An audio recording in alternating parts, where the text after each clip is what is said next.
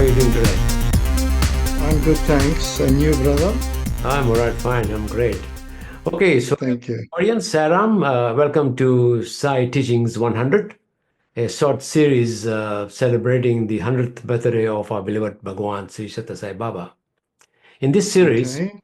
are honored to share Swami's teachings of unconditional Wow. love as expressed and reflections of his devotees.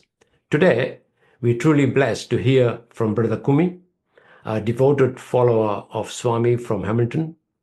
Brother Kumi has been following Swami's teachings for many, many years and has chosen to speak inspiring topic of SEVA, service, a theme that deeply resonates with so many of us on the spiritual path. Before we begin, Brother Kumi, could you share a little bit about yourself, perhaps a cherished memory of Swami that has touched your heart? We would love to hear what connects you most to Swami's divine presence. What really connected me to Swami was um, it was around the 1969, 1970s.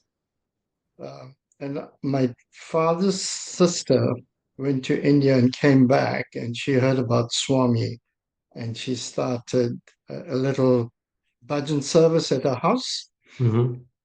And we used to visit and attend the services. So gradually, the family started following Swami's teachings.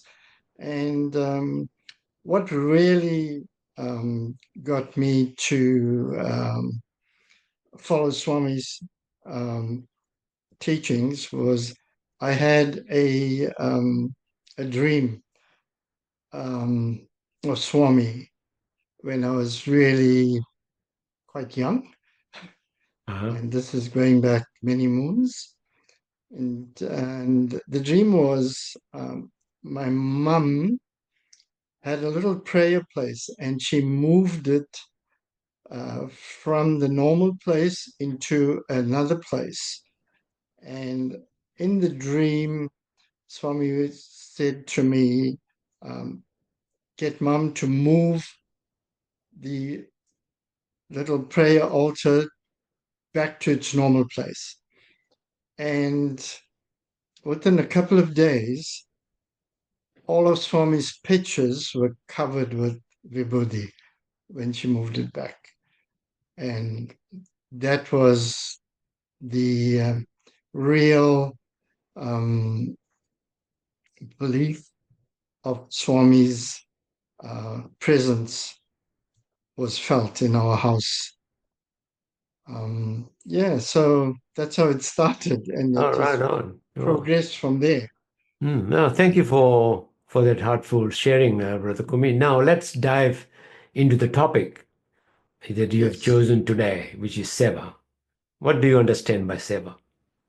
Okay, so I'll just read a little concept from what Swami says about seva.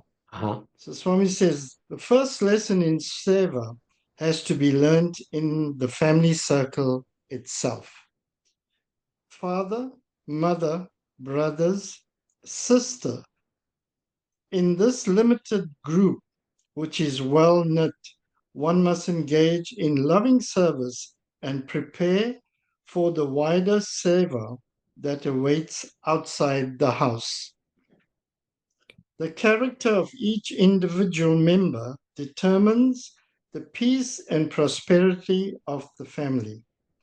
The character of each family is the basic factor that decides the happiness and joy of the village or the community.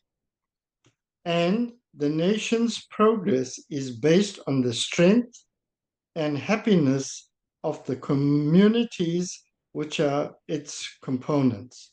So, for the welfare of the country and of the entire world, the spirit of service, vital enthusiasm, constructive imagination, pure motivation, and unselfish alertness are all urgently needed.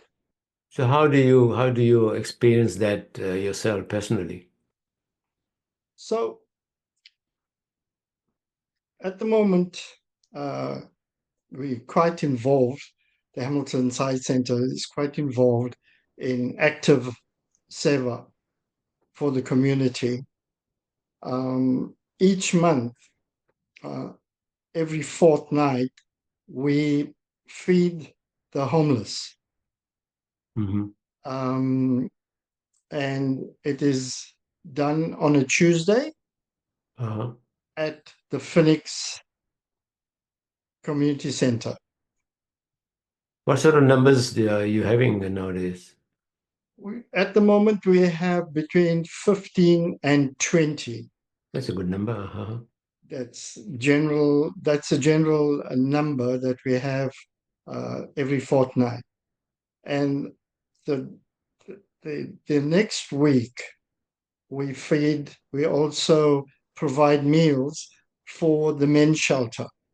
And the men's shelter is in Hamilton, and they have also about the same number, between 15 and 20, uh, that live at the men's shelter.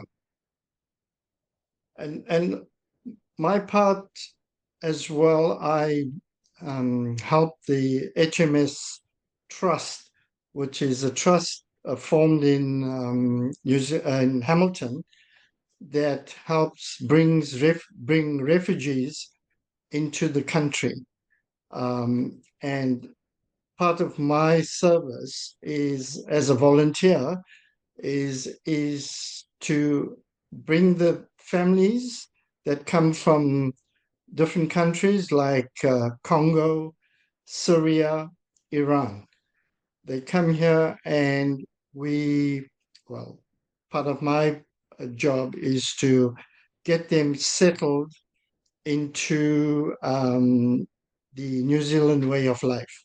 Uh-huh. So what we do is we set up a house for them. The government furnishes it. We set it up. Um, we get donations from outside. Example, bedding, crockery, um, and other utensils, kitchen utensils. We set up the whole house for them. And when they uh, land in Hamilton, we take them to their house and settle them in, provide a meal for the first day. And as a volunteer, we actually, on a weekly basis, keep in contact with them. We Just visit them follow. personally, Mhm. yes, and find out if they are settling in, how they're doing, do they need anything, um, especially when it comes to food. Most of them, unfortunately, don't communicate in English. So the good part of it is Google. We have Google Translate Oh, yes. that help us communicate with those families. Yeah, and that's part of SEVA that I also participate in. Oh, yeah. So what sort of transformation do you see while doing all this service?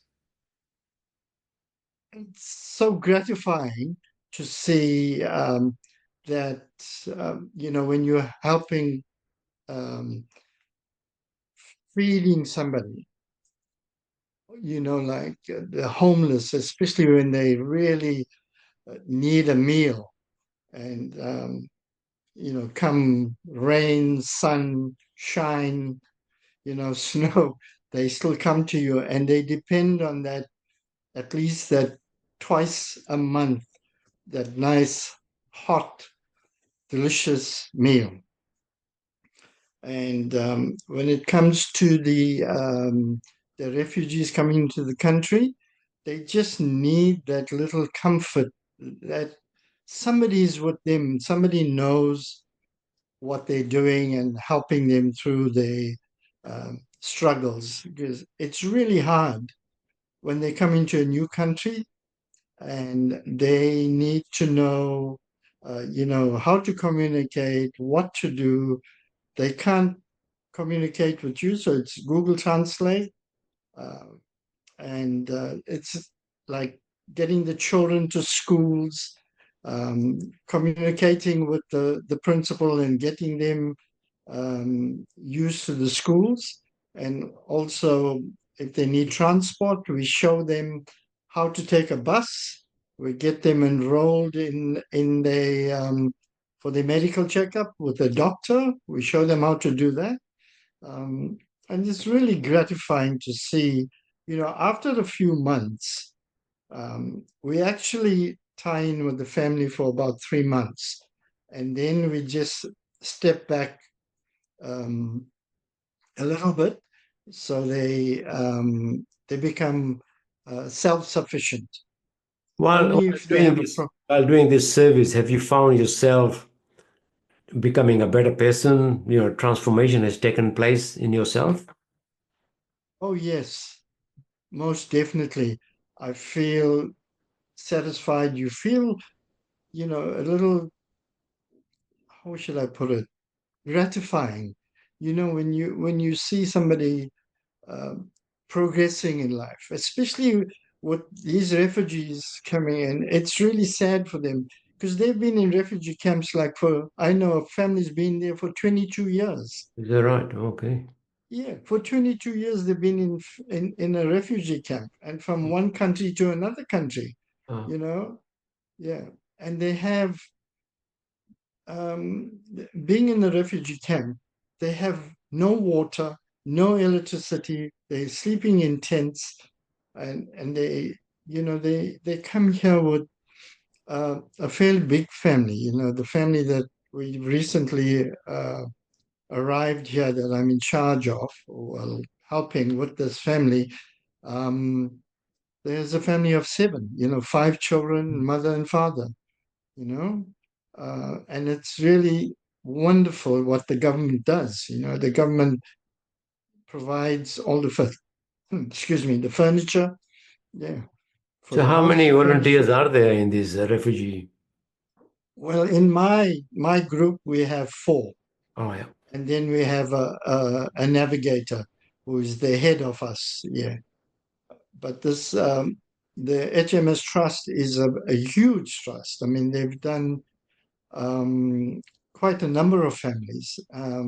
I'm not sure if anybody knows that um, New Zealand has a quota of 1,500 families per year, Uh-huh. refugees Quite a that they number, yeah. can accept. Yeah. Mm. And we have to find houses or accommodation for them in the different areas. It doesn't have to be Hamilton, it can be all over New Zealand. All Yeah. right. Okay, thanks for sharing that, Kumi. Thank you. So, thank you very much for the topic of SEVA, service. It's very, very important for everybody. There has to be selfless service, and that's what you've been doing. Yes. That's great. Yes. Thank you very much. Thanks a lot, Sairam. Sairam.